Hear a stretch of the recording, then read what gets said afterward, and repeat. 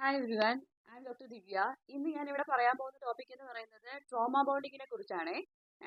Trauma bonding ഞാൻ N P D സീരീസിന്റെ വിക്ടിമിന്റെ കാര്യങ്ങളൊക്കെ ഞാൻ പറഞ്ഞിട്ടുണ്ടായിരുന്നല്ലോ. എൻ പി ഡി വിക്ടിംസ് അനുഭവിക്കുന്ന ബുദ്ധിമുട്ടുകളും കാര്യങ്ങളും ഒക്കെ അതിൽ പ്രധാനപ്പെട്ട ഒന്നാണ് ട്രോമ ബോണ്ടിങ് എന്ന് പറയുന്നത്. എൻ പി ഡിയുടെ കാര്യത്തിൽ മാത്രമല്ല, നമ്മുടെ ഫാമിലി റിലേഷൻഷിപ്പില്, ലവ് റിലേഷൻഷിപ്പില്, സിബ്ലിങ്സ് തമ്മില്, ഫ്രണ്ട്സ് തമ്മില്, അല്ലാന്നുണ്ടെങ്കിൽ നമ്മുടെ വർക്ക് ചെയ്യുന്ന ഇടങ്ങളിലെ കൊളീഗ്സ് തമ്മിലൊക്കെ ഈ ട്രോമ ബോണ്ടിങ് ഉണ്ടാവാറുണ്ട്. ഈ ട്രോമ ബോണ്ടിങ് ഹെൽത്തി ആയിട്ടുള്ള റിലേഷൻഷിപ്പ് ആണോ എന്ന് ചോദിച്ചാൽ ഒരിക്കലും അല്ല, അത് അൺഹെൽത്തി ആയിട്ടുള്ള റിലേഷൻഷിപ്പ് തന്നെയാണ്. എന്താണ് ട്രോമ ബോണ്ടിങ് എന്ന് പറഞ്ഞാൽ? Trauma bonding is a strong emotional connection that develop between the abuser and the victim. അബ്യൂസറും വിക്ടിമും തമ്മിൽ ഒരു സ്ട്രോങ് ആയിട്ടുള്ള ഇമോഷണൽ റിലേഷൻഷിപ്പ് ബിൽഡ് ചെയ്തെടുക്കും. ഈ വിക്ടിമിന് തന്നെ അറിയാം ഓപ്പോസിറ്റ് നിൽക്കുന്ന നമ്മുടെ പാർട്ട്ണർ നമ്മളെ ഫിസിക്കലി അല്ലെങ്കിൽ മെന്റലി അബ്യൂസ് ചെയ്തുകൊണ്ടിരിക്കുകയാണ്, ടോർച്ചർ ചെയ്തുകൊണ്ടിരിക്കുകയാണ്. പക്ഷെ നമുക്ക് ആ റിലേഷൻഷിപ്പിൽ പുറത്തു വരണമെന്നുണ്ട്, നമുക്ക് ഒരിക്കലും അതിന് സാധിക്കുന്നില്ല. ആ അങ്ങനെയുള്ള ഒരു കണക്ഷനെയാണ് നമ്മൾ ട്രോമ ബോണ്ടിങ് എന്ന് പറയുന്നത്. ഈ ട്രോമ ബോണ്ടിങ്ങില് നമ്മളെ എപ്പോഴും ഈ അബ്യൂസ് ചെയ്തുകൊണ്ടിരിക്കുന്ന ആള് നമ്മളെ ഫിസിക്കലി അല്ലെങ്കിൽ മെന്റലി ടോർച്ചർ ചെയ്തുകൊണ്ടിരിക്കുമ്പോൾ നമ്മൾ അതിനെ പ്രോസ്പർ ചെയ്തുകൊണ്ടിരുന്നു കഴിഞ്ഞാൽ നമ്മൾ ആ ഓപ്പോസിറ്റ് നിൽക്കുന്ന നമ്മുടെ അബ്യൂസറെ മെന്റലി അവർക്ക് പ്രോബ്ലം ഉണ്ടെന്ന് നമുക്കറിയാം, അവരെ പ്രോപ്പറായിട്ട് നമുക്ക് ട്രീറ്റ് ചെയ്യാൻ സാധിക്കില്ല. ഒന്നാമത്തെ കാര്യം. രണ്ട്, നമ്മൾ ഈ സഹനശക്തിയോടുകൂടി ഇതെല്ലാം ഇങ്ങനെ സഹിച്ചുകൊണ്ട് ഇരുന്നാൽ ഒരു പരിധി കഴിയുമ്പോൾ അതിനൊക്കെ ഒരു ലിമിറ്റ് ഉണ്ട്. ആ ലിമിറ്റ് കഴിയുമ്പോൾ നമ്മൾ വിക്ടിമായിട്ടുള്ള ആൾക്കാർക്ക് അത് ഡിപ്രസീവ് മൈൻഡായിട്ട് മാറും, ഡിപ്രഷൻ കൂടും, ആങ്സൈറ്റി ലെവൽ കൂടും, അങ്ങനെ സൂയിസൈഡ് ടെൻഡൻസികൾ വരെ കൂടാൻ സാധ്യതയുണ്ട്. അപ്പോൾ ആ അൺഹെൽത്തി ആയിട്ടുള്ള റിലേഷൻഷിപ്പിൽ നമ്മൾ കണ്ടിന്യൂ ചെയ്യാതിരിക്കുകയായിരിക്കും ഏറ്റവും നല്ലത്. ഒന്നുകിൽ കണ്ടിന്യൂ ചെയ്യാതിരിക്കുക, അല്ലാന്നുണ്ടെങ്കിൽ രണ്ടുപേരും കുറച്ചു നാളത്തേക്കെങ്കിലും ഒന്ന് മാറി നിൽക്കാൻ ശ്രമിക്കുക.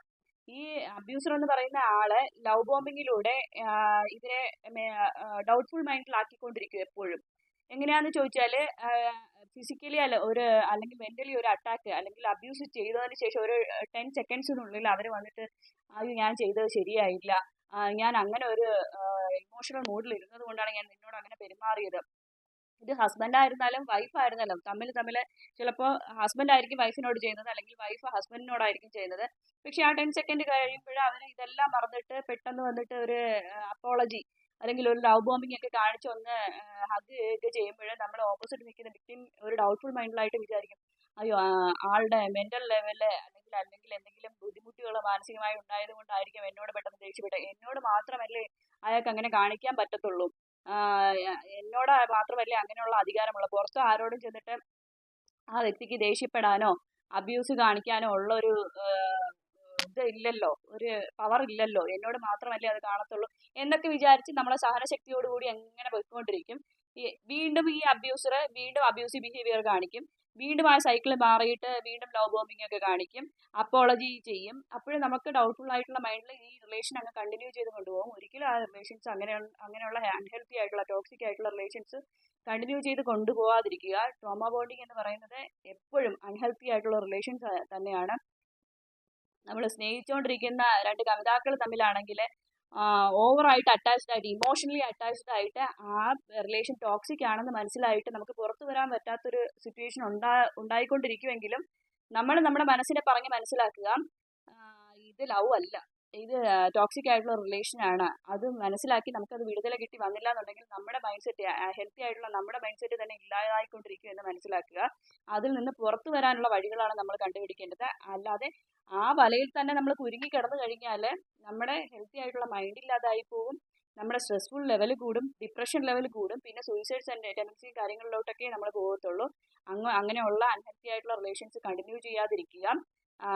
അല്ല നിങ്ങൾക്ക് അത്രത്തോളം അറ്റാച്ച്ഡ് ആയിട്ടുള്ള റിലേഷൻ ആണെന്നുണ്ടെങ്കിൽ അയാളെ കൊണ്ടുവന്ന് ട്രീറ്റ് ചെയ്യാനുള്ള, അയാളെ അല്ലെങ്കിൽ അവളെ കൊണ്ടുവന്ന് ട്രീറ്റ് ചെയ്യാനുള്ള വഴികളാണ് നോക്കേണ്ടത്.